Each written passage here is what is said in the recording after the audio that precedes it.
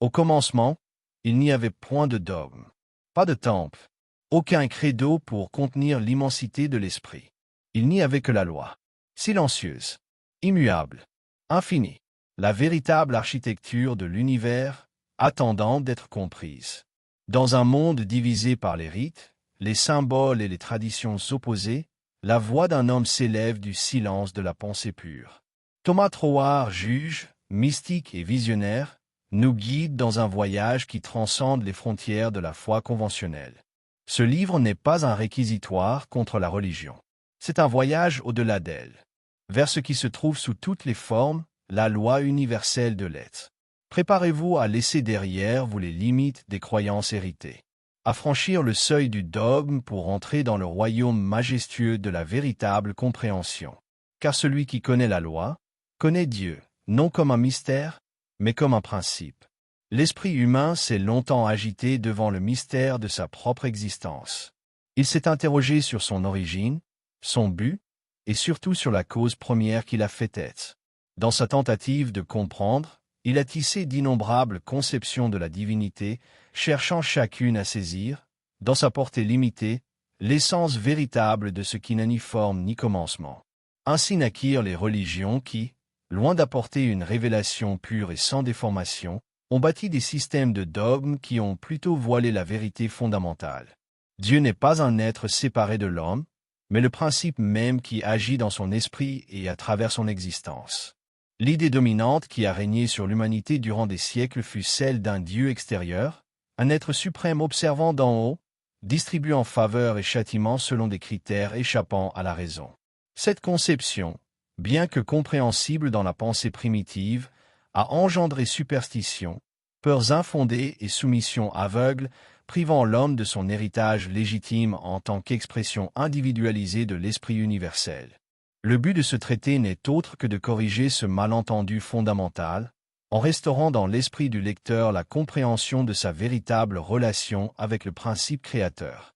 Dieu n'est pas un être séparé de l'homme, il est la vie même en lui, l'intelligence qui guide sa pensée, la force qui anime son existence. Tout au long de ces pages, il sera clairement démontré que l'esprit humain n'est pas un phénomène isolé, mais une extension de l'esprit universel. La pensée n'est pas un simple processus interne sans conséquence, elle est l'instrument par lequel la cause première agit dans le monde de la forme. L'homme, dans son ignorance, a considéré sa pensée comme une affaire purement subjective, sans reconnaître qu'en elle réside le pouvoir même qui mit l'univers en mouvement. Lorsque cette vérité est comprise dans toute son ampleur, le besoin de temple et d'autel disparaît. Dieu n'est plus cherché dans les cieux ni dans les écritures des hommes, mais au sein de sa propre conscience, là où il a toujours été. Le penseur est la cause suprême. Toute manifestation dans le monde visible est le résultat d'un principe invisible. De même que l'architecte conçoit dans son esprit la structure avant qu'elle ne prenne forme dans la pierre, ainsi l'univers tout entier est l'expression d'une intelligence sous-jacente à tout ce qui existe. Il n'y a ni chaos ni hasard dans la création, il y a loi et ordre. Et cette loi agit avec une précision mathématique à travers la pensée dirigée. Là réside le grand secret demeuré caché, par ignorance ou par convenance. La pensée est la clé de la création. Puisque l'esprit humain est une extension de l'esprit universel, l'homme possède en lui le même pouvoir créateur, bien qu'il l'emploie rarement avec pleine conscience. Mais si la pensée est la cause de toute manifestation, comment se fait-il que l'homme, doté d'une faculté créatrice si puissante, soit tombé dans l'impuissance et la dépendance envers une divinité extérieure? La réponse est simple, il a été conditionné à croire à sa séparation de la source. On lui a appris à se voir comme un serviteur plutôt que comme un créateur, comme un sujet plutôt qu'une expression individualisée de l'intelligence suprême. Ce traité vise à dépouiller la pensée humaine de ses fausses limitations et à restaurer la compréhension de la véritable relation entre le penseur et la cause suprême. Ce n'est pas une spéculation philosophique, mais une science exacte fondée sur des principes immuables, démontrables par quiconque les applique avec connaissance et précision au-delà de la religion, vers la compréhension de la loi. Lorsqu'on parle de Dieu en termes religieux, on tombe inévitablement dans le domaine de la croyance et du dogme. Mais la véritable compréhension de Dieu ne requiert ni foi aveugle ni rituel. Elle requiert la connaissance de la loi qui régit la pensée et la création. Les religions ont tenté de représenter cette vérité par des symboles. Mais avec le temps, les symboles ont été pris pour des réalités et le principe a été oublié. Le but de ce traité est de retrouver ce principe, de rendre à l'homme son pouvoir originel. Dieu n'est pas un juge lointain ni une figure anthropomorphique intervenant à volonté dans les affaires humaines. Dieu est l'esprit pur, l'intelligence absolue, opérant à travers chaque être humain. La seule différence entre l'homme qui expérimente la plénitude de son pouvoir créateur et celui qui vit dans la misère de l'ignorance, c'est la compréhension de cette vérité. Ainsi, l'invitation présentée dans ces pages n'est pas de croire, mais de comprendre, non d'accepter aveuglément, mais d'appliquer avec discernement les principes de la science mentale. Ce n'est ni une nouvelle religion, ni un système de croyance. C'est la découverte d'une loi qui a toujours existé et qui opère éternellement, que l'homme la reconnaisse ou non. Cette connaissance est ce qui permet la véritable libération. Car lorsque l'homme comprend qu'il n'y a pas de séparation entre son esprit et l'esprit universel, il n'a plus besoin d'intermédiaire ni de dogme. Il est lui-même le temple, lui-même l'autel, et sa pensée est la prière qui façonne son destin. Si ces mots résonnent dans le cœur du lecteur, c'est qu'en lui existe déjà la reconnaissance latente de cette vérité. Ce n'est pas quelque chose de nouveau, mais quelque chose qui a toujours été là, attendant d'être rappelé. Que ce traité soit donc une lampe éclairant le chemin du retour vers la compréhension de l'unité entre Dieu et l'esprit humain. Ici commence le voyage, Dieu et l'esprit humain, au-delà de la religion. Par Thomas Troward. Nous avons remarqué que plus de 90% des visiteurs de notre chaîne ne sont pas abonnés. Vous pouvez soutenir ce projet en appuyant sur le bouton s'abonner et en aimant la vidéo. Merci de nous inspirer à créer toujours plus et mieux pour vous. Êtes-vous prêt à transformer votre vie? Chapitre 1. Dieu comme principe et non comme personne. La conception de Dieu comme une entité personnelle dotée d'attributs humains et d'émotions fluctuantes a été l'une des idées les plus persistantes dans l'esprit de l'humanité. Depuis l'Antiquité, l'homme a projeté ses propres traits sur la divinité, l'imaginant comme un être suprême qui observe, juge, punit et récompense selon des critères souvent étrangers à la raison.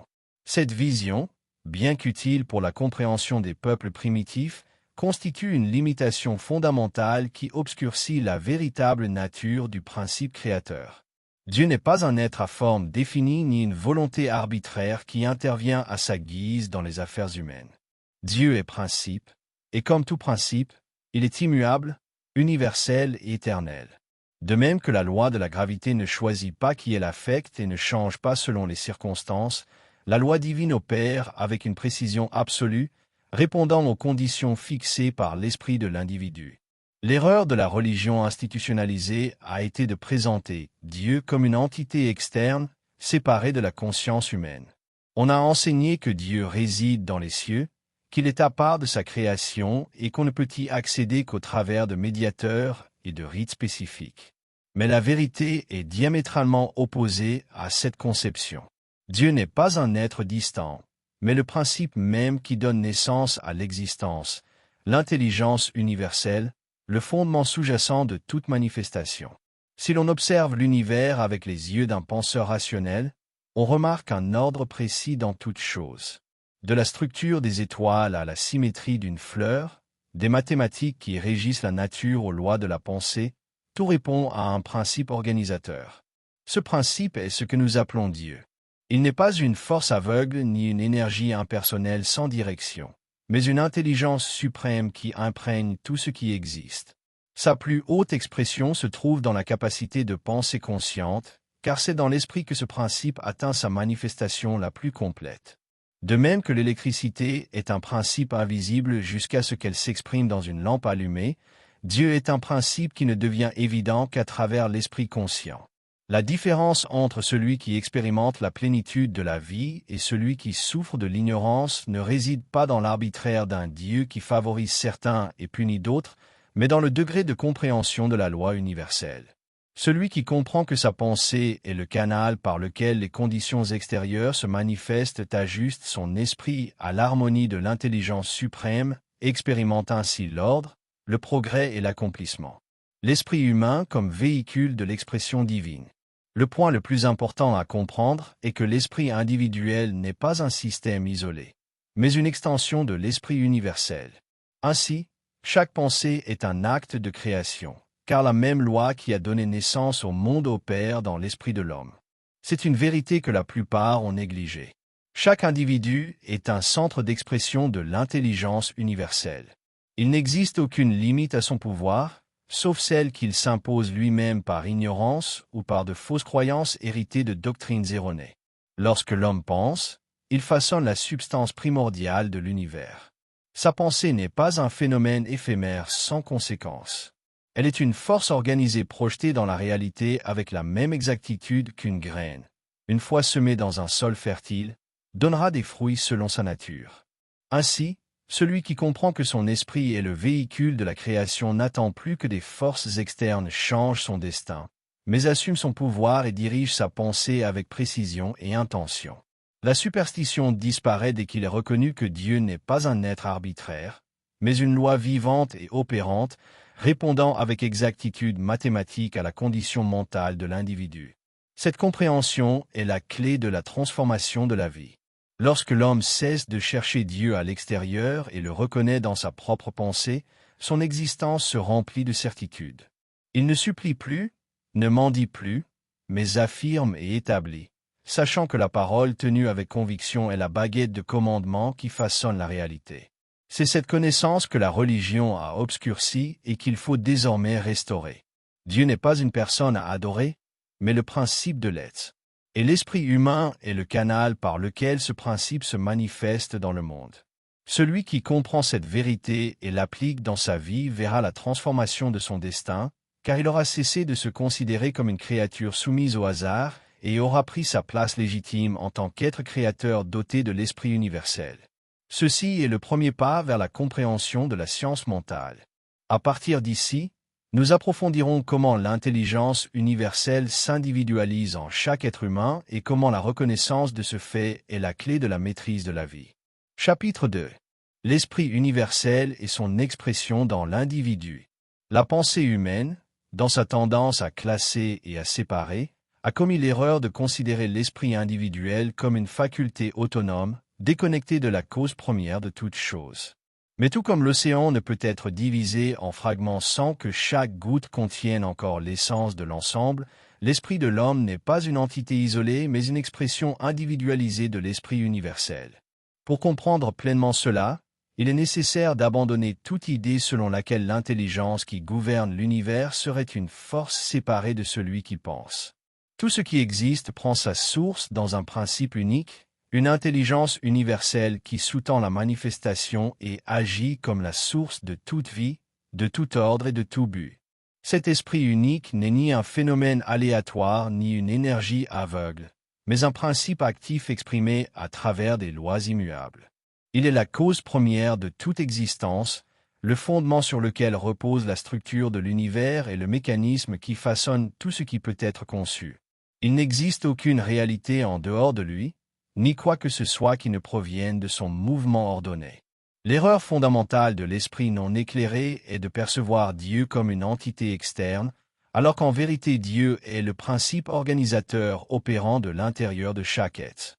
L'intelligence qui régit la croissance des arbres, le cours des étoiles et l'expansion de la vie est la même qui se manifeste dans la conscience humaine, car il n'y a pas deux esprits dans l'univers mais un seul, opérant à des degrés d'expression différents. Il n'existe aucune séparation entre le penseur et la cause suprême. La seule différence entre l'esprit universel et l'esprit individuel réside dans le degré de reconnaissance que ce dernier a de son origine.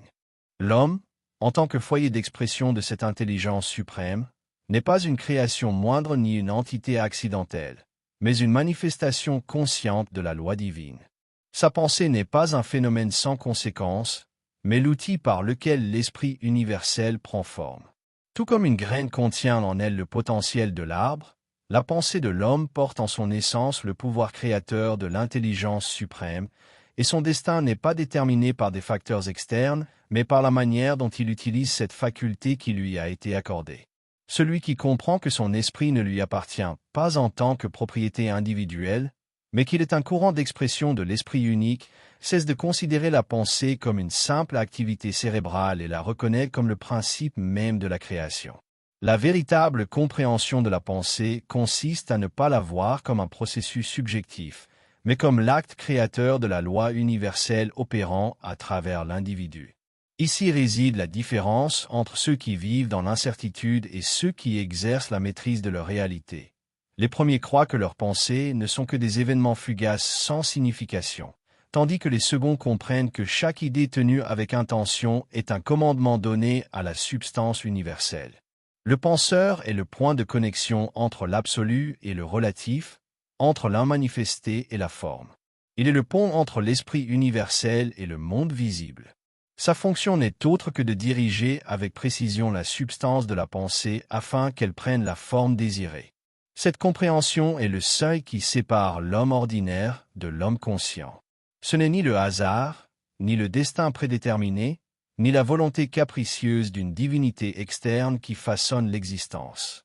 C'est l'usage que chaque individu fait de sa faculté de penser, en laquelle réside le pouvoir même de l'Esprit suprême. Tout comme une rivière coule de la montagne à la vallée sans perdre son essence, l'Esprit universel s'individualise en l'homme sans se fragmenter ni se diminuer. Chaque individu est un point focal de l'intelligence créatrice, un canal à travers lequel la loi divine se déploie dans le monde de la forme. Il n'existe aucune limitation, sauf celle que l'Esprit s'impose à lui-même, car la plénitude du pouvoir universel est présente dans chaque pensée dirigée avec intention et certitude. L'erreur de l'humanité a été de ne pas reconnaître sa propre nature et de chercher Dieu à l'extérieur. Lorsque le véritable accès à l'intelligence suprême est trouvé dans la compréhension de l'unité entre le penseur et le principe créateur, cette union n'est ni symbolique ni métaphorique, mais une réalité structurelle, car l'esprit individuel n'est rien d'autre que l'esprit universel opérant à travers une conscience particulière. Lorsque l'homme reconnaît cela, sa pensée cesse d'errer et devient l'instrument par lequel il dirige son destin. Il ne se sent plus séparé de la cause première ni sujet à l'incertitude, mais assume son rôle d'être créateur, comprenant qu'il n'existe pas de plus grand pouvoir dans l'univers que l'intelligence en action à travers le penseur conscient. C'est à ce point que la vie cesse d'être un mystère et devient une science exacte. Ici commence la véritable application du savoir. Chapitre 3. Le pouvoir de la pensée dans la création. Le principe fondamental qui gouverne toute manifestation dans l'univers est que rien n'existe sans avoir d'abord été conçu dans l'esprit. Tout ce que l'homme perçoit dans le monde physique n'est que le reflet d'une pensée qui, à un moment donné, a été tenue avec une intensité suffisante pour prendre forme. Cette loi, bien qu'évidente pour ceux qui l'étudient attentivement, a été ignorée par la plupart, qui attribuent les circonstances de leur vie à des facteurs externes sans reconnaître leur propre responsabilité dans la création de leur destin. La pensée n'est pas une activité sans conséquence, ni un phénomène qui se produit à l'intérieur de l'individu sans relation avec le monde extérieur. Au contraire, elle est la cause première de toute expérience, le principe organisateur qui dirige la substance invisible de l'univers vers une forme définie. L'esprit universel, dont chaque être humain est une extension, fonctionne selon un ordre exact, et cet ordre ne permet aucune exception. Tout comme une graine plantée dans la terre produira une récolte selon son espèce, une pensée soutenue dans l'esprit donnera tôt ou tard naissance à sa manifestation correspondante dans le plan matériel. C'est ce fait qui sépare l'homme conscient de celui qui erre dans l'ignorance. Celui qui comprend que sa pensée est l'outil de la création n'attribue plus son succès ou son échec au hasard ou à l'intervention de forces externes, mais prend le contrôle de son esprit avec la certitude que diriger la pensée équivaut à diriger la réalité. Il n'y a aucun mystère dans ce processus. Il correspond à des lois aussi précises que celles qui régissent le mouvement des étoiles ou l'expansion de la lumière. La différence entre une pensée dirigée et une pensée inertie réside dans la présence d'intention. La pensée dirigée est celle qui est maintenue avec but, clarté et une ferme volonté de se manifester en forme. C'est une pensée qui, comme un courant bien canalisé, s'écoule puissamment vers une destination précise et génère la réponse correspondante dans la substance universelle. En revanche, la pensée inertie est celle qui surgit sans direction, sans concentration ni soutien d'une conviction soutenue. C'est une pensée dispersée, sans pouvoir créateur, qui, bien qu'existante, manque de l'énergie nécessaire pour devenir une cause effective au sein de la loi de manifestation. La raison pour laquelle beaucoup considèrent que leur pensée n'a aucun impact sur leur réalité est qu'ils ont laissé leur esprit fonctionner sans direction, sans discipline et sans la certitude qui transforme une idée en réalité concrète. La plupart des individus pensent de manière erratique, passant d'une idée à une autre sans ordre, permettant aux influences extérieures de dicter le cours de leur pensée au lieu de l'établir avec intention. Ainsi, ils génèrent un flux d'idées contradictoires qui neutralisent leur capacité créatrice. L'homme qui comprend la loi universelle ne laisse pas son esprit errer sans contrôle, mais le discipline avec la même précision qu'un architecte conçoit les plans d'une structure. Il ne laisse pas ses pensées être déterminées par le hasard ou les circonstances, mais maintient dans son esprit l'image de ce qui doit être, sachant que la forme extérieure n'est que le reflet de sa conviction intérieure. Ce principe explique pourquoi certains individus, même dans des conditions défavorables, parviennent à surmonter les difficultés et à créer une vie conforme à leur but, tandis que d'autres, malgré des avantages externes, restent prisonniers d'un cycle de limitation et de frustration. La différence ne réside pas dans leurs conditions initiales, mais dans la manière dont ils utilisent leurs facultés de pensée. Celui qui dirige son esprit avec intention conçoit son destin. Celui qui laisse sa pensée être entraînée par l'environnement laisse sa vie entre les mains des forces du chaos. La manifestation de la réalité n'est ni un processus arbitraire, ni mystérieux. Elle est la conséquence directe de la direction consciente de la pensée. Chaque individu est l'architecte de sa propre existence, et l'outil avec lequel il construit son monde et son esprit. Il n'existe pas de pouvoir plus grand dans la vie de l'homme que sa propre capacité à imaginer, affirmer et maintenir avec certitude une idée jusqu'à ce qu'elle se cristallise en forme. Celui qui comprend cela ne dépend plus des circonstances externes et prend le commandement de son destin avec pleine assurance. Il ne se demande plus s'il atteindra ce qu'il désire, mais c'est avec certitude que la pensée, lorsqu'elle est soutenue avec clarté et sans opposition, devient la réalité que le penseur a conçue. C'est la vérité proclamée sous différentes formes tout au long de l'histoire, mais seuls quelques-uns ont su l'appliquer avec précision. La science mentale n'est ni un dogme ni une théorie spéculative. C'est la loi fondamentale de la création, accessible à tous ceux qui osent exercer leur pouvoir avec connaissance. La pensée n'est pas une simple activité de l'esprit, mais la clé qui ouvre les portes du destin. Tout comme le soleil ne peut cesser d'émettre sa lumière, l'esprit ne peut cesser de manifester son contenu dans la réalité. Celui qui souhaite changer sa vie doit commencer par changer sa pensée, car en elle réside la graine de toute manifestation. Dans les chapitres suivants, nous explorons comment la nature spirituelle de l'homme est intrinsèquement liée à sa capacité de penser et comment la reconnaissance de son pouvoir créateur lui permet de s'élever au-dessus des limitations imposées par l'ignorance et la peur. La vie de l'individu n'est pas le résultat de forces externes, mais le reflet de son monde intérieur. Et celui qui maîtrise sa pensée maîtrisera son destin. Chapitre 4. La nature spirituelle de l'homme. L'erreur la plus profonde dans laquelle l'humanité est tombée est la croyance en la séparation entre Dieu et l'homme. Depuis l'Antiquité, on a supposé que l'être humain est une créature éloignée de son Créateur, un être fini et limité, soumis à des forces échappant à son contrôle et dépendant de la volonté d'une divinité externe. Cette perception, bien qu'acceptée par la plupart comme un fait incontestable, est une illusion née de l'ignorance et renforcée par des doctrines qui ont obscurci la vérité fondamentale de l'existence.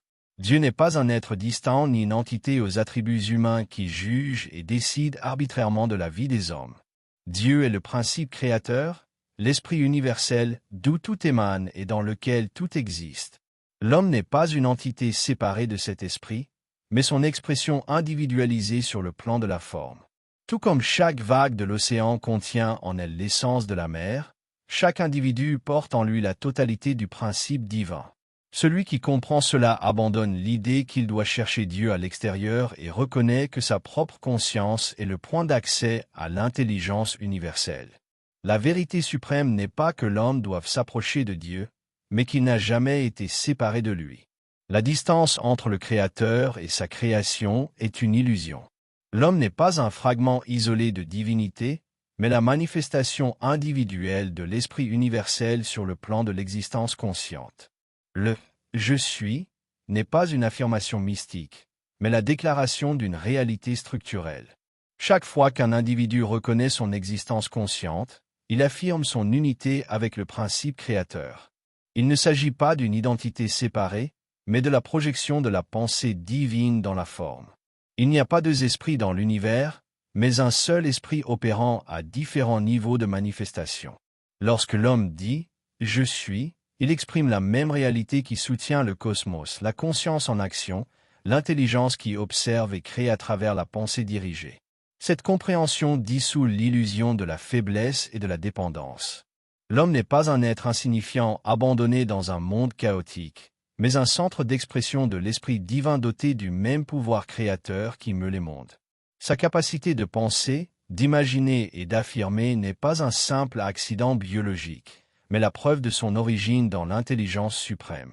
Cependant, la plupart ont été instruits à s'identifier uniquement à leur corps physique, croyant que leur existence se limite à la chair et au sens. Cette conception matérialiste a conduit l'humanité à vivre dans un état de limitation auto-imposée, où l'esprit est considéré comme une fonction secondaire au lieu d'être reconnu comme le principe directeur qui façonne la réalité. Mais le corps n'est pas la cause de l'esprit, il en est la conséquence. La forme physique n'est pas la source de l'intelligence, mais son véhicule de manifestation. Tout comme un artisan utilise des outils pour façonner son œuvre, l'esprit utilise le corps comme instrument pour exprimer sa volonté dans le monde de la forme. Confondre l'instrument avec le créateur est une erreur. Le corps change, vieillit et se transforme, mais la conscience qui l'habite demeure immuable. Le véritable être de l'homme n'est pas sa forme physique, mais l'intelligence qui la dirige. Comprendre cette vérité, c'est transcender les limitations de l'existence matérielle. Celui qui ne s'identifie qu'à son corps est lié à la temporalité et à la souffrance. Celui qui se reconnaît comme une manifestation de l'esprit universel accède à un niveau supérieur d'existence aux maladies, pénuries et peurs non plus d'emprise sur sa vie. Le corps est le reflet de l'état mental, et lorsque l'esprit s'aligne sur la vérité de son origine divine, la forme physique répond avec harmonie et perfection. Voici le secret qui a été voilé pendant des siècles. L'homme n'est pas une créature impuissante dans un monde de forces imprévisibles, mais le véhicule par lequel l'intelligence suprême devient consciente d'elle-même dans la création. Il n'est pas un être séparé de Dieu, mais Dieu en expression individuelle. Cette vérité a été proclamée sous de nombreuses formes, mais rarement pleinement comprise. Ce n'est ni une métaphore ni une croyance philosophique, mais une loi immuable. Tout comme la lumière ne peut être séparée du soleil ni la chaleur du feu, la conscience de l'homme ne peut être séparée de l'esprit universel. Celui qui assimile pleinement cela cesse de chercher des réponses à l'extérieur et tourne son regard vers l'intérieur. Le seul temple véritable est l'esprit lui-même, et la seule communion réelle avec Dieu est l'acte de penser avec but et direction. Cette connaissance est le pont vers la transformation de la vie. Dans les chapitres suivants, nous explorons comment la reconnaissance de cette unité avec l'intelligence universelle permet la maîtrise de l'existence, transcendant les limitations imposées par l'ignorance et dirigeant le destin avec certitude absolue. L'homme n'est pas destiné à être spectateur de sa vie, mais créateur conscient de sa réalité. Chapitre 5. La loi universelle et sa précision mathématique. L'univers n'est pas une collection de forces aléatoires agissant, sans but ni direction. Tout ce qui existe obéit à un ordre immuable, à une structure mathématique précise qui régit chaque phénomène, du mouvement des étoiles à la formation d'une pensée dans l'esprit de l'homme. Cet ordre n'est soumis à aucun caprice ni exception. Il fonctionne avec une exactitude absolue, sans échec ni altération. Celui qui comprend cette vérité cesse de considérer sa vie comme un jeu de hasard et reconnaît que chaque manifestation obéit à une loi universelle qui agit avec infaillibilité. Tout comme dans le monde physique la gravité ne choisit pas qui elle affecte, la loi de la création mentale ne favorise ni ne punit arbitrairement. La pensée est cause et la forme est effet. Il n'y a pas d'exception à cette règle, car l'esprit est le moule par lequel la substance invisible prend forme dans le monde matériel. Cela signifie que chaque condition dans la vie d'un individu est le résultat direct des schémas de pensée qu'il a entretenus, consciemment ou inconsciemment. L'erreur de la superstition a été de croire que le destin de l'homme est déterminé par des forces externes, qu'elles soient divines ou mondaines. Au cours de l'histoire, l'humanité a inventé des systèmes de croyances dans lesquels la fortune, la faveur des dieux ou le hasard jouent un rôle décisif dans la vie. Mais rien de tout cela n'a de fondement dans la loi universelle. Si l'univers fonctionnait de manière arbitraire, sans principe défini, alors la connaissance serait inutile et l'effort humain dénué de sens. Cependant, le progrès de la civilisation a démontré le contraire. Chaque structure durable, chaque œuvre de grandeur et chaque réussite personnelle ont été le résultat de l'application consciente des principes qui régissent la réalité. Lorsqu'on observe le monde avec intelligence, on découvre que tout est gouverné par des correspondances exactes. La graine d'un chêne ne peut pas donner naissance à une autre espèce d'arbre, et la pensée de l'échec ne peut produire le succès. Chaque cause porte en elle la graine de son effet correspondant, et la pensée ne fait pas exception à cette règle. Ce qu'une personne entretient dans son esprit avec clarté et conviction doit nécessairement se manifester dans son expérience.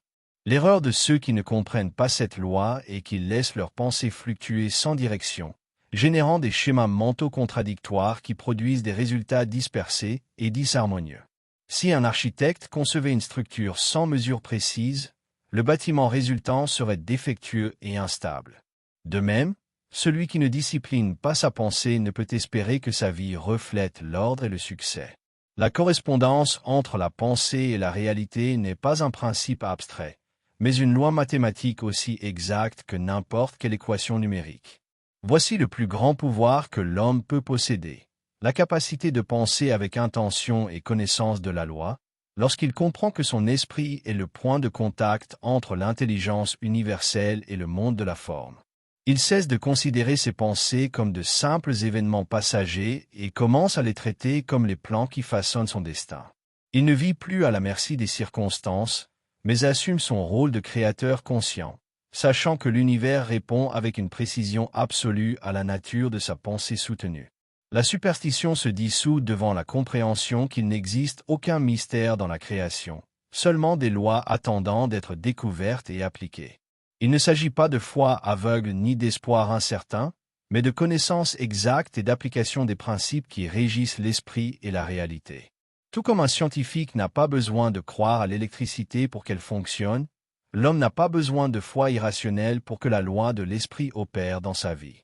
Il suffit de comprendre la relation entre causes et effets mentaux pour exercer la maîtrise de l'existence. Celui qui apprend à utiliser sa pensée avec précision laisse derrière lui l'incertitude.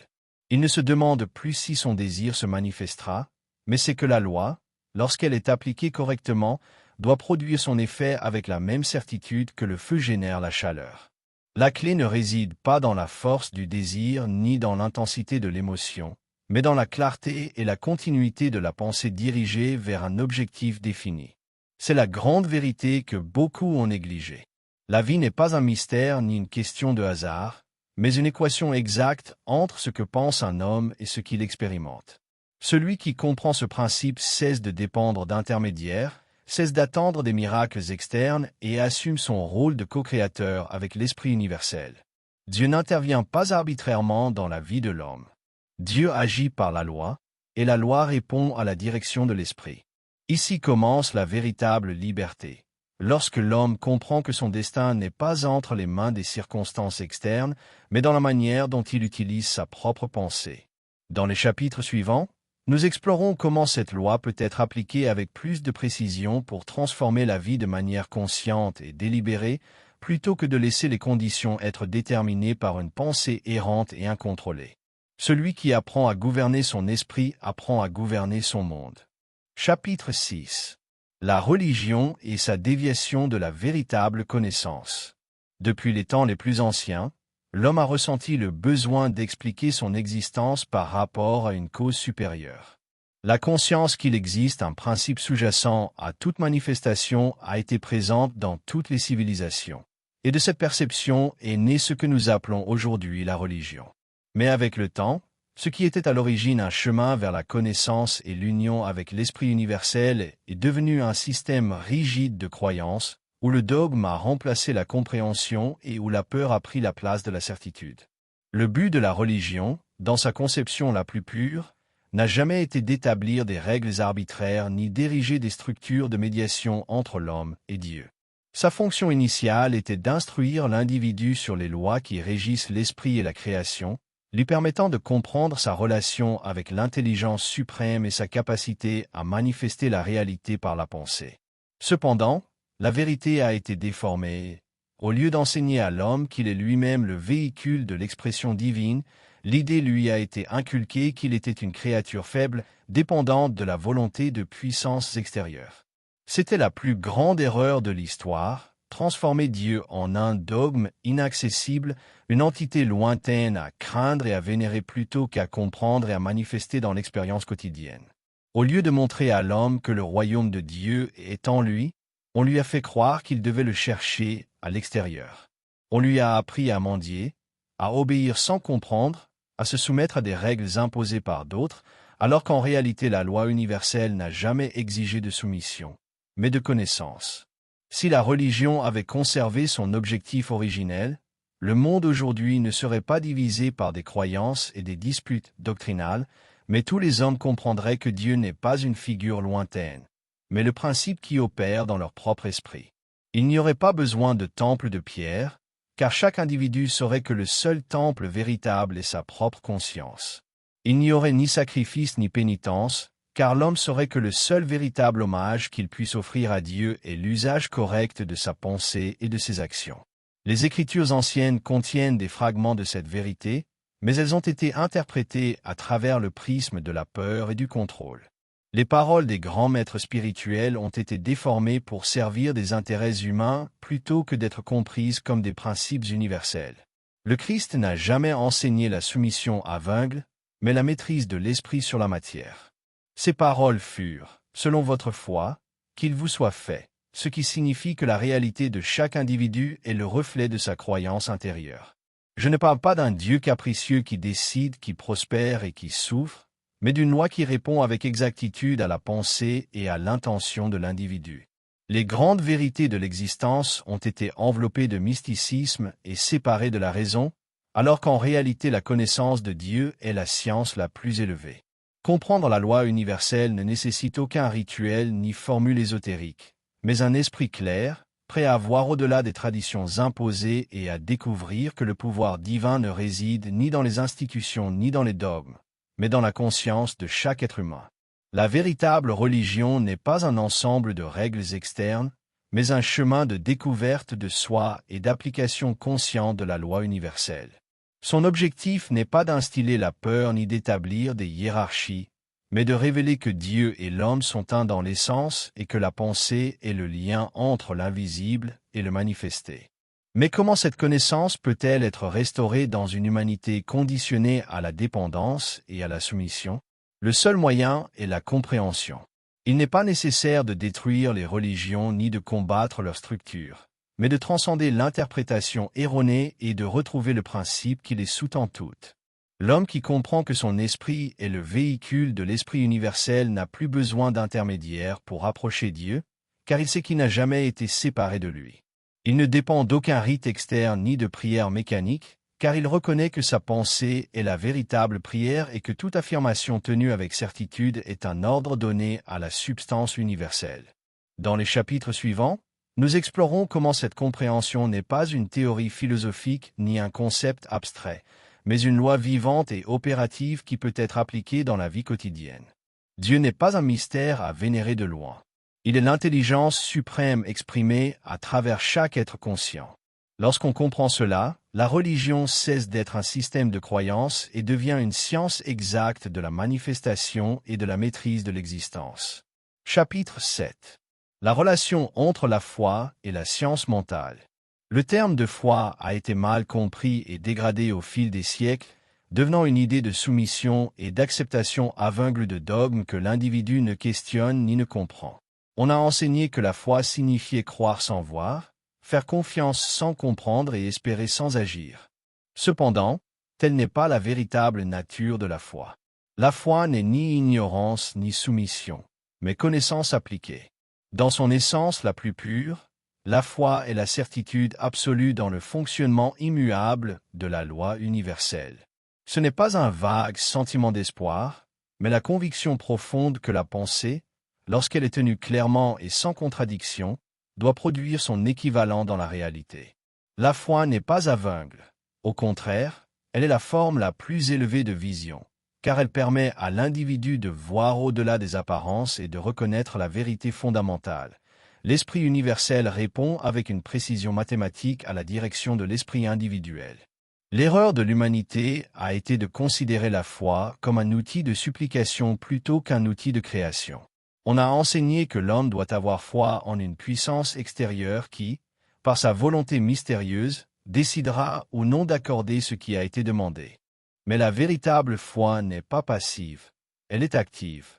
Elle ne consiste pas à attendre que quelque chose se produise de l'extérieur, mais à savoir avec certitude que l'univers n'a pas d'autre choix que de répondre à la nature de la pensée tenue avec conviction. C'est ici que réside la relation indissociable entre la foi et la science mentale. La science mentale est la compréhension que la pensée est la cause première de toute manifestation, et la foi est l'attitude de certitude absolue dans le fonctionnement de cette loi. Ce ne sont pas des concepts séparés, mais deux faces d'une même réalité. Celui qui à la fois applique la science mentale, et celui qui applique la science mentale développe la foi. L'interaction entre l'esprit individuel et l'esprit universel est le mécanisme par lequel la foi devient une force créatrice. L'esprit individuel n'est pas un système isolé, mais un flux d'expression de l'intelligence suprême, tout comme un canal d'eau n'existe pas indépendamment de la rivière dont il coule. L'esprit humain n'est rien d'autre qu'un canal par lequel l'esprit universel s'individualise dans l'expérience consciente. La foi est la reconnaissance de cette vérité, l'assurance qu'il n'existe aucune séparation entre la cause suprême et la pensée humaine. Lorsque l'individu comprend que son esprit est l'outil par lequel le principe créateur se manifeste dans sa vie, il cesse de considérer la foi comme une supplication et l'embrasse comme une certitude opérationnelle. Il ne doute plus que ses pensées auront un effet, mais c'est qu'en les tenant avec intention et clarté, il active le processus même par lequel toutes choses visibles ont été portées à l'existence. La foi est la compréhension que la loi répond infailliblement, sans exception ni favoritisme. C'est pourquoi ceux qui ont accompli de grandes choses dans l'histoire n'étaient pas nécessairement les plus talentueux ou chanceux, mais ceux qui possédaient une certitude absolue dans l'issue de leurs pensées. Ils ne se sont pas permis de douter, sachant que le doute est la force qui neutralise la création. Ils comprenaient que l'univers ne répond pas à l'incertitude ou à la contradiction, mais à la fermeté d'un esprit qui n'admet aucune autre possibilité que la manifestation de ce qu'il a conçu. C'est ici que la compréhension correcte de la foi devient la clé pour façonner la réalité. Il ne s'agit pas de prier ou d'attendre un miracle, mais d'aligner l'esprit sur la loi et d'agir en conséquence. Une personne ayant la foi n'a pas besoin de signes externes ni de confirmation préalable, car sa conviction garantit le résultat. Elle n'attend pas que les circonstances changent pour croire, mais croit d'abord. Et dans cette croyance, elle crée les conditions nécessaires à la manifestation de sa pensée. Ce principe a été mal compris dans de nombreux enseignements spirituels. Croire, c'est voir, et ne pas voir, c'est croire. Celui qui attend une preuve extérieure avant d'accepter une vérité entrave le fonctionnement de la loi, car la loi ne répond pas à l'attente passive mais à la pensée tenue avec certitude absolue. Tout comme un architecte conçoit un bâtiment dans son esprit avant sa construction et ne doute pas que la structure sera érigée selon son plan. L'individu qui comprend la science mentale utilise sa foi pour construire dans la substance invisible de la pensée avant que la forme matérielle n'apparaisse. Il n'a besoin d'aucune preuve externe, car son assurance dans la loi suffit. Il n'attend pas, mais sait. Il ne doute pas, mais affirme. Et c'est précisément cette certitude qui transforme sa pensée en réalité. L'erreur de la religion traditionnelle a été de séparer la foi de la raison, la transformant en un acte de dépendance plutôt qu'en un acte de maîtrise. La véritable foi n'est pas irrationnelle, mais l'application consciente de la loi universelle. Celui qui comprend cela cesse de chercher des réponses en dehors de lui-même et reconnaît que la clé de toute manifestation réside dans sa propre capacité à maintenir une pensée avec conviction absolue.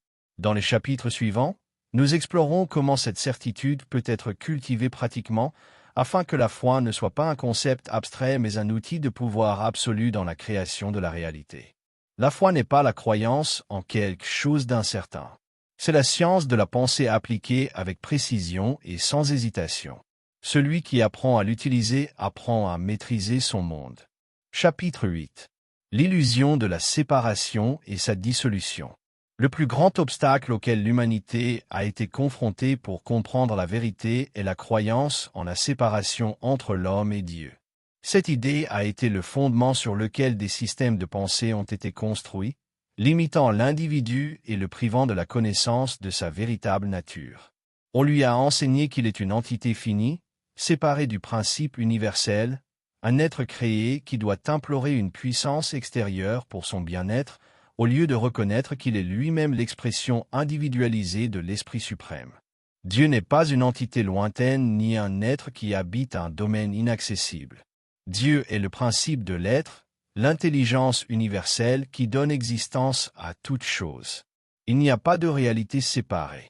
Le Créateur et la création ne font qu'un en essence, bien qu'ils se manifestent à différents degrés d'expression.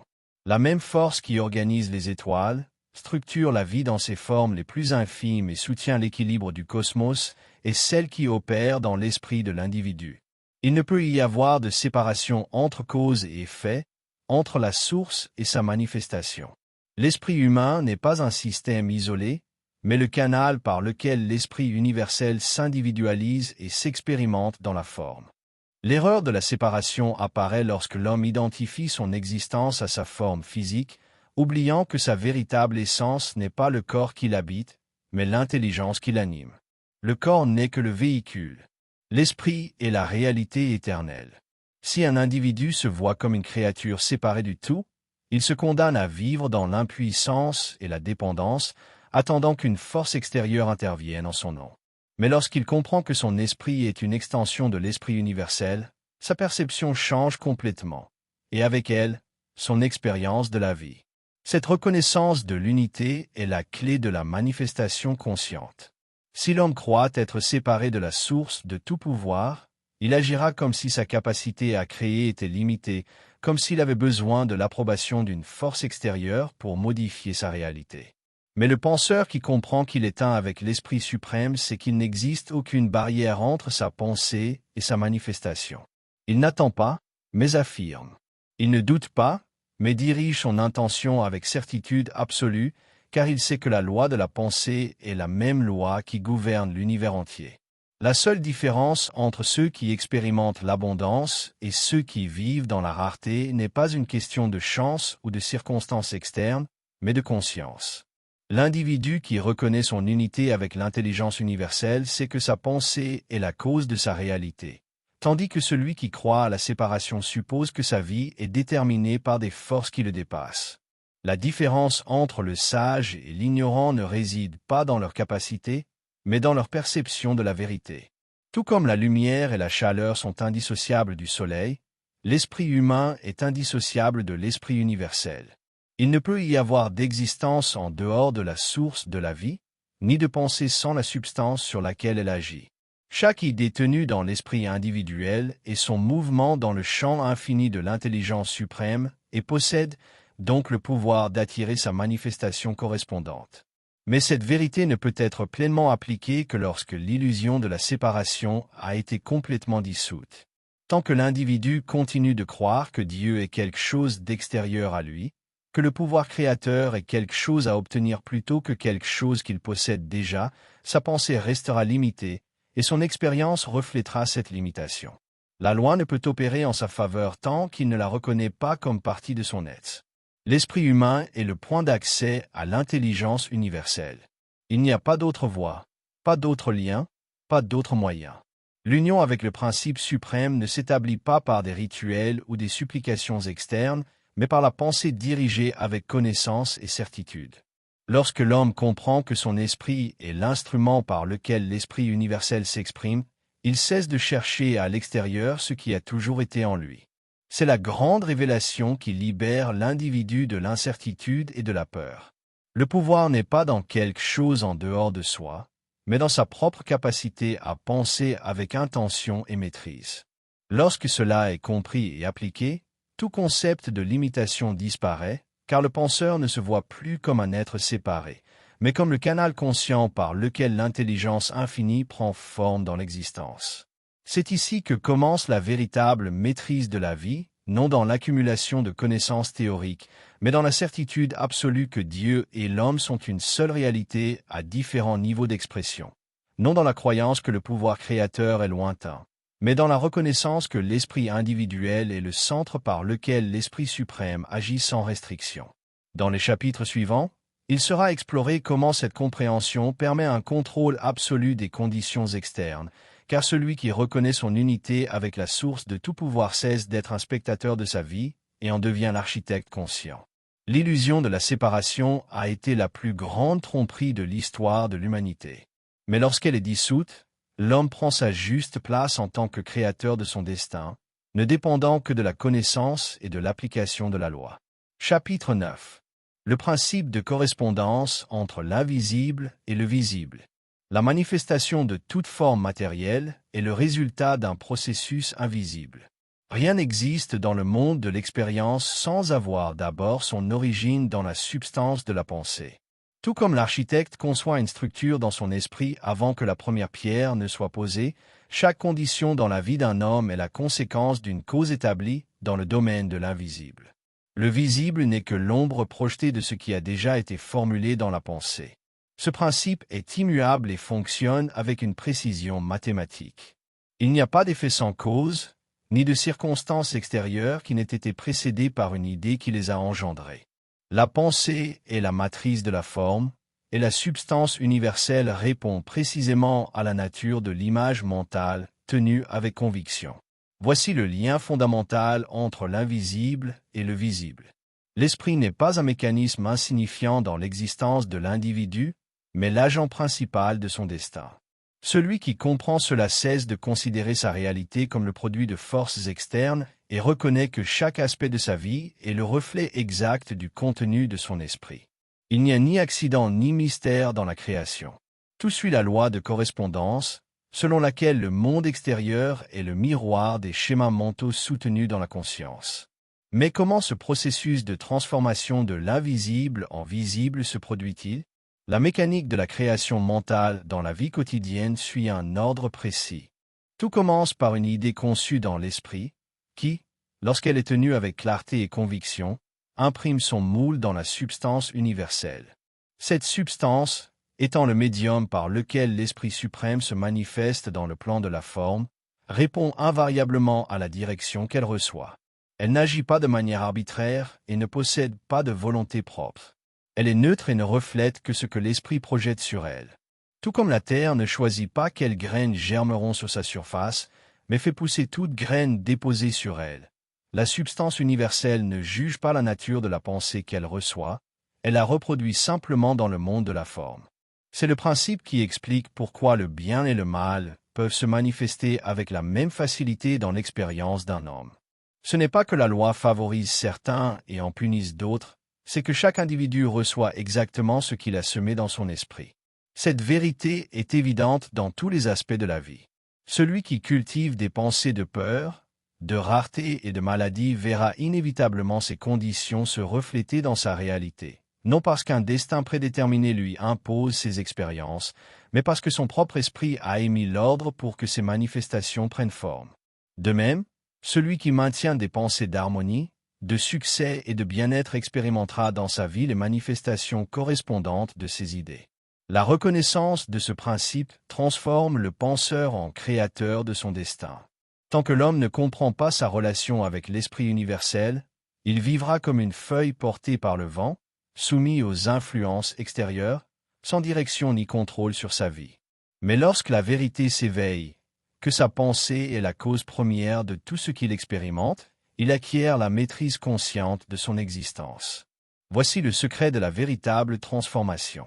Aucun changement n'est possible dans la vie d'un individu sans un changement dans sa pensée.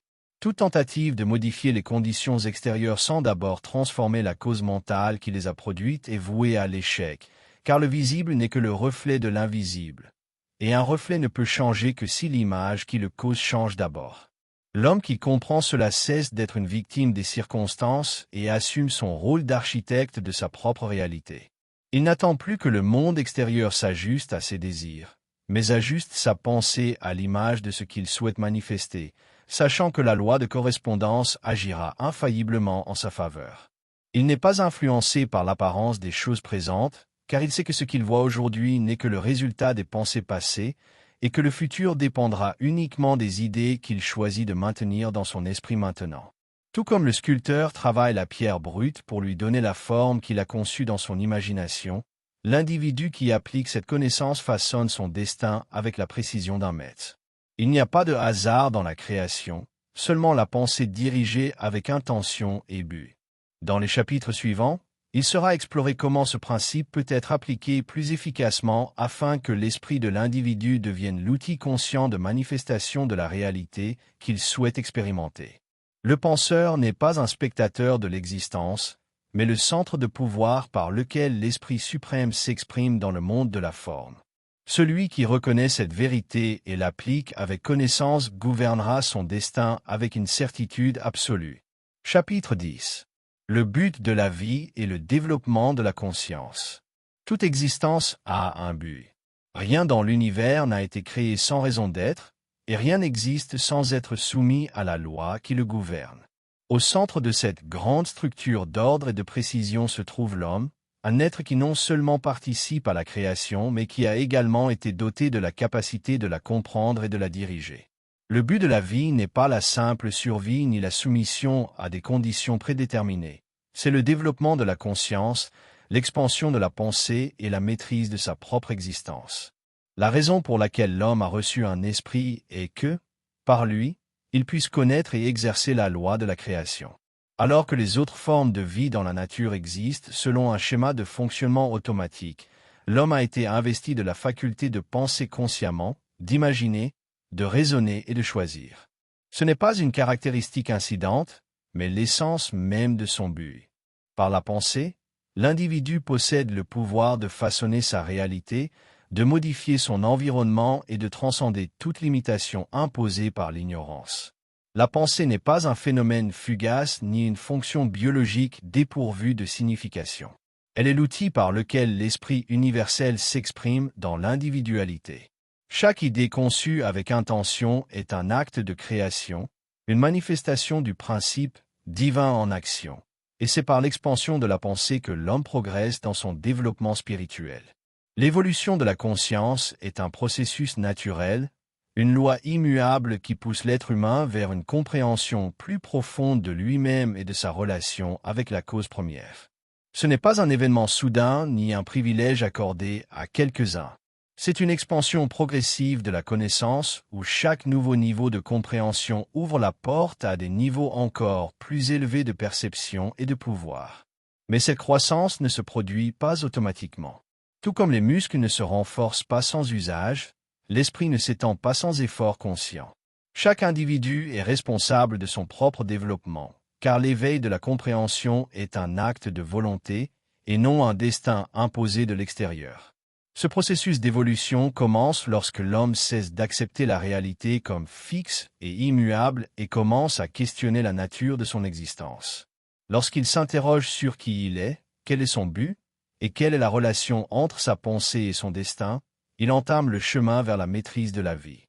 L'ignorance n'est que l'état dans lequel l'esprit fonctionne sans connaissance de la loi. Ce n'est pas une condition permanente ni un trait inhérent à l'homme, mais simplement le manque de reconnaissance de sa propre nature créatrice. L'éveil de la compréhension est, par conséquent, la véritable libération. Il n'y a pas de plus grand esclavage que celui d'une pensée limitée qui voit les circonstances extérieures comme la cause de sa condition. Mais lorsque l'individu comprend que son esprit est la clé de son destin, l'ignorance se dissout et la liberté se manifeste. Il ne se voit plus comme une créature soumise au hasard ou à des forces extérieures, mais comme un agent créatif, un canal par lequel l'Esprit suprême prend forme dans le monde. Le but de la vie n'est donc pas simplement d'exister, mais d'étendre la conscience au point où la séparation entre l'homme et l'esprit universel disparaît complètement. Dans cet état, le penseur ne se perçoit plus comme un être limité, mais comme l'expression consciente du principe créateur. Il ne cherche plus de réponse à l'extérieur de lui, car il a compris que la seule vérité réside dans la loi opérant au sein de son propre esprit. Cette connaissance n'est ni théorie ni spéculation philosophique, c'est la réalité immuable de l'existence. Celui qui comprend cela n'a pas besoin d'attendre des signes extérieurs pour confirmer son pouvoir, car sa certitude dans la loi lui suffit. Il sait que l'univers n'a d'autre choix que de répondre à la direction de sa pensée, car telle est la structure fondamentale de la création.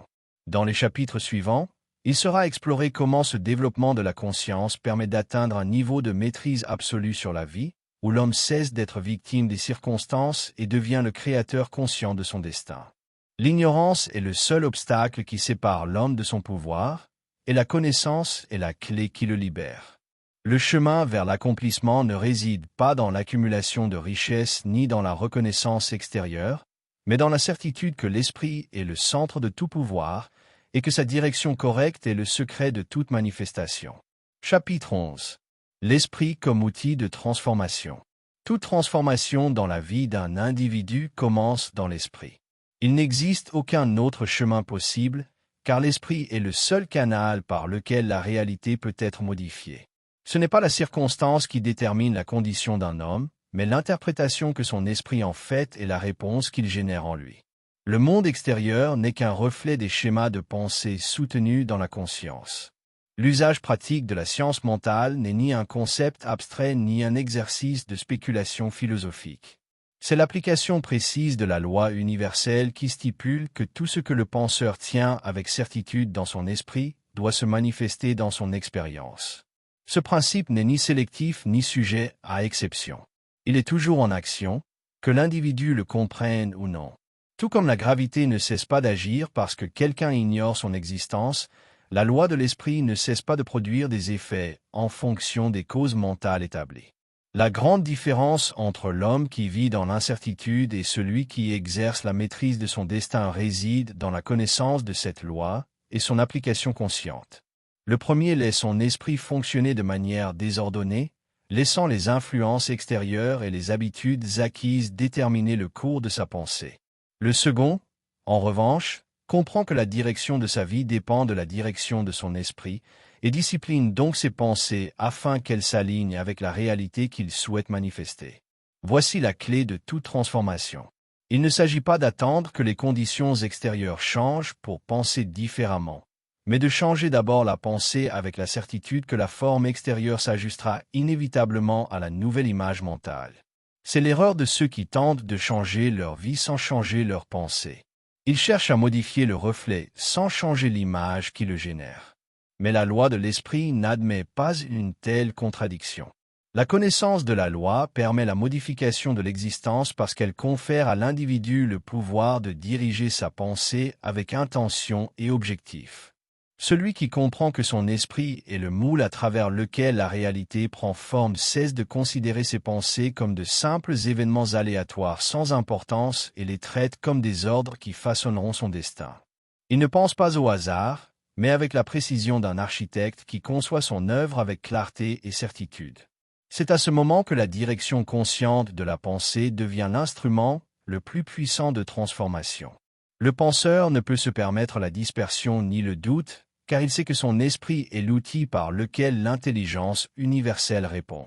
Il ne cherche pas de preuves extérieures avant de croire, car il comprend que la croyance est la cause et que la manifestation est l'effet.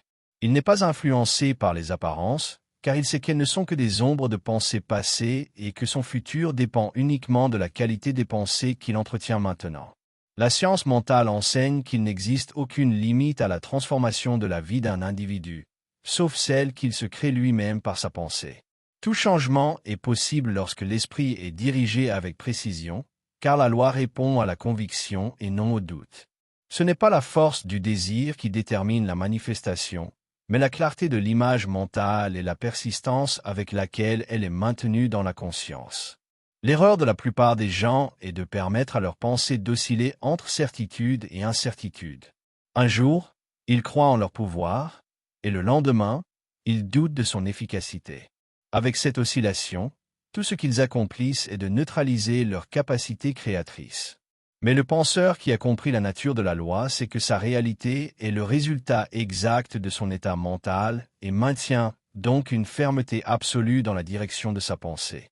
Tout comme un marin ajuste le cap de son navire et maintient la barre jusqu'à atteindre sa destination, l'individu qui applique la science mentale doit garder son esprit aligné avec son objectif jusqu'à ce que la réalité réponde. Peu importe les obstacles qui se présentent sur le chemin, il sait qu'ils ne sont que le résultat de conditions mentales anciennes encore en train de se dissiper. Ce qui a été conçu dans l'esprit doit trouver expression dans la forme, car telle est la loi immuable de la création. Dans les chapitres suivants, il sera exploré comment cette connaissance peut être utilisée pour atteindre une maîtrise absolue de la vie, éliminant l'incertitude et établissant la certitude que l'esprit correctement dirigé est le seul facteur déterminant du destin d'un individu. Il n'y a pas d'autre cause, pas d'autre pouvoir. Celui qui gouverne sa pensée gouverne son existence. Chapitre 12. L'avenir de l'homme et l'expansion de la connaissance. L'évolution de l'homme n'est pas seulement un phénomène biologique ni une simple progression dans le domaine matériel. La véritable évolution est l'expansion de sa pensée, la transformation de sa conscience vers une compréhension plus élevée. Chaque progrès dans l'histoire de l'humanité a été précédé par un changement dans la manière dont l'individu pense.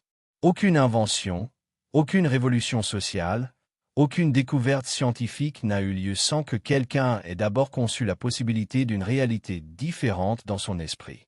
La pensée précède la forme, et l'évolution de l'humanité n'est rien d'autre que la manifestation progressive du développement de l'esprit. Au fur et à mesure que l'homme a progressé dans sa connaissance, il a abandonné de nombreuses croyances erronées, celles qui le maintenaient prisonnier de l'ignorance et de la peur. Cependant, il reste encore captif de l'idée la plus limitante de toutes, la croyance en sa propre impuissance. Malgré les progrès dans le monde matériel, la plupart se considèrent encore comme des victimes des circonstances, croyant que leur destin est déterminé par des facteurs externes, au lieu de reconnaître que leur esprit est la seule cause de leur réalité. L'avenir de l'homme ne dépend pas de sa capacité à maîtriser le monde extérieur, mais de sa capacité à maîtriser son propre esprit. Peu importe l'ampleur de ses avancées technologiques, la sophistication de ses créations ou l'étendue de sa connaissance de l'univers physique, s'il ne comprend pas que le véritable pouvoir réside dans sa pensée et dans l'application de la loi universelle, il restera esclave de ses propres limitations. Le véritable progrès ne se mesure pas en termes de richesses accumulées ou de lauriers matériels, mais dans l'expansion de la conscience et la capacité de l'individu à diriger sa vie avec connaissance et certitude. L'histoire a montré que les civilisations les plus avancées étaient celles dans lesquelles la pensée atteignait une compréhension plus profonde de la relation entre l'homme et la loi régissant la création. De même, les sociétés qui niaient l'importance de la pensée sombraient dans la décadence, car un monde extérieur construit sans fondation mentale solide ne peut se soutenir. Pour cette raison, la clé de l'avenir de l'humanité ne réside pas dans l'accumulation d'informations, mais dans l'application de la connaissance. Il ne suffit pas de savoir que l'esprit est le centre de la création. Cette connaissance doit être utilisée délibérément pour façonner la réalité selon la loi. La maîtrise de la pensée est le seul chemin vers la véritable liberté, et sans liberté mentale, tout progrès est superficiel. Le plus grand obstacle à cette évolution est la persistance des croyances erronées transmises de génération en génération, limitant la perception par l'individu de son propre pouvoir. L'idée que l'homme est un être faible, séparé de l'esprit universel et soumis à des forces qui le dépassent, a été le plus grand frein à son développement. Il a vécu en croyant que son destin était quelque chose qui lui arrivait, au lieu de comprendre que son destin est quelque chose qu'il crée à chaque pensée maintenue dans son esprit. Le besoin d'abandonner ses limites auto-imposées est urgent. Il n'existe aucun véritable obstacle entre l'individu et son pouvoir créateur, sauf celui qu'il a établi en croyant à la séparation. Chaque fois que quelqu'un affirme qu'il ne peut pas changer sa vie, que sa situation est immuable, ou que le succès est réservé à quelques-uns, Il réaffirme la même ignorance qui a maintenu l'humanité dans l'esclavage mental pendant des siècles. Mais ceux qui se libèrent de ces croyances et comprennent que leur pensée est la clé de leur destin commencent à vivre avec un niveau de certitude qui les place au-dessus de toute limitation. L'avenir de l'homme est donc l'avenir de sa pensée. Aucun changement dans l'humanité ne sera possible sans un changement dans la perception de sa propre nature. Ceux qui s'éveillent à la vérité de leur unité avec l'esprit universel seront les pionniers d'une nouvelle ère où la connaissance de la loi remplacera la superstition et la maîtrise de la pensée deviendra le fondement de toute création. Le monde extérieur ne changera pas de lui-même. Il changera lorsque l'esprit de l'individu sera élevé à son véritable état de puissance. Tel est le destin de l'humanité. Abandonner toutes les croyances erronées et assumer la maîtrise absolue de sa propre réalité. Il n'y a plus de place pour l'ignorance ni pour la dépendance envers des facteurs externes. Le penseur conscient est l'architecte de l'avenir, et son plus grand outil est la compréhension que l'esprit est la seule cause de tout ce qui existe. Le chapitre final explorera comment la pleine réalisation de cette vérité permet l'achèvement du processus de transformation, dans lequel l'individu cesse de s'identifier à la limitation et se reconnaît comme la manifestation consciente de l'Esprit suprême en action. L'avenir n'est pas incertain, il est le résultat exact de la pensée que nous entretenons aujourd'hui. Chapitre 13. La réalisation du soi comme expression de Dieu. Toute quête, toute agitation de la pensée, toute exploration du savoir a une seule destination: la reconnaissance de l'unité entre le penseur et l'esprit universel. Il n'existe pas de but plus élevé ni de révélation plus grande que la certitude absolue que l'homme n'est pas un être séparé de Dieu, mais son expression individualisée dans le domaine de la forme. Cette compréhension marque l'aboutissement de la connaissance, le point où l'individu cesse de se voir comme une entité limitée et commence à se reconnaître comme une extension consciente de l'intelligence suprême. Le but de l'existence n'est pas l'accumulation de réalisations extérieures ni la satisfaction de désirs éphémères, mais l'éveil de la conscience à sa véritable identité. Toute souffrance, toute lutte et toute incertitude trouvent leur origine dans l'ignorance de cette vérité. L'homme qui se croit seul dans l'univers, séparé de sa source, vit dans la peur, le manque et la confusion. Mais l'homme qui a reconnu son unité avec l'esprit universel vit avec certitude, maîtrise et puissance, car il sait que son existence n'est pas le produit du hasard mais la manifestation de l'intelligence infinie. La transcendance de la limitation ne se produit pas par l'effort physique, ni par la lutte contre les conditions extérieures. Elle survient par un changement de perception. Lorsque le penseur cesse de s'identifier à sa forme temporaire et reconnaît que son être réel est la conscience elle-même, le je suis éternel qui existe au-delà du temps et de l'espace. Voici la grande affirmation qui dissout toute barrière. Car lorsque l'individu déclare en pleine connaissance « Je suis », il proclame son unité avec la source de toute vie. Il ne dit pas « J'étais » ni « Je serai », car le je suis est la seule réalité absolue, le présent éternel dans lequel l'Esprit suprême s'exprime à travers chaque être conscient. L'ignorance a conduit l'homme à chercher Dieu à l'extérieur de lui-même, à l'adorer comme une entité lointaine et à le concevoir comme quelque chose d'étranger à sa propre existence. Mais la véritable spiritualité ne consiste pas à chercher Dieu. Elle consiste à reconnaître qu'il n'a jamais été absent. Il n'existe aucun chemin à parcourir ni distance à franchir, car l'Esprit universel n'a jamais cessé d'être présent dans chaque pensée, chaque acte, chaque manifestation de la vie. Cette compréhension donne à l'individu la maîtrise absolue de son destin. Il ne trébuche plus, car il sait qu'il n'existe rien à l'extérieur de lui-même qui puisse lui accorder ce qu'il possède déjà par droit divin. Il ne doute plus, car il comprend que la loi répond avec exactitude à sa pensée. Il ne craint plus, car il a transcendé l'illusion de la séparation et reconnu son unité avec la cause première de toute chose. La véritable nature de l'homme n'est pas celle d'un être fragile destiné à la lutte et à la souffrance. Elle est celle d'un créateur conscient, une extension du principe suprême, manifestant dans sa propre expérience l'intelligence même qui soutient l'univers entier. Lorsque l'individu comprend cela, sa vie cesse d'être gouvernée par le hasard et devient une manifestation délibérée de la pensée dirigée avec connaissance. Il ne se sent plus comme un effet des forces extérieures, mais comme la cause qui façonne son existence. C'est l'état final de l'évolution de la conscience, lorsque l'homme se reconnaît comme l'expression de Dieu en action, non pas comme un être séparé, non pas comme un intermédiaire entre le ciel et la terre, mais comme le point où l'invisible devient visible, le canal par lequel l'intelligence suprême s'expérimente elle-même dans le monde de la forme. Il n'y a rien de plus à accomplir, rien de plus à apprendre au-delà de cette vérité. Le Je suis est la seule réalité éternelle, le fondement de toute création, le centre du pouvoir absolu. Tout ce que l'homme a cherché au cours de son existence a essentiellement été la reconnaissance de cette identité. Le jour où il comprend cela, sa quête s'achève, son doute disparaît, et son pouvoir se manifeste sans limite. Ainsi se conclut ce traité, non par la promesse d'un avenir incertain, mais par l'affirmation d'une vérité éternelle.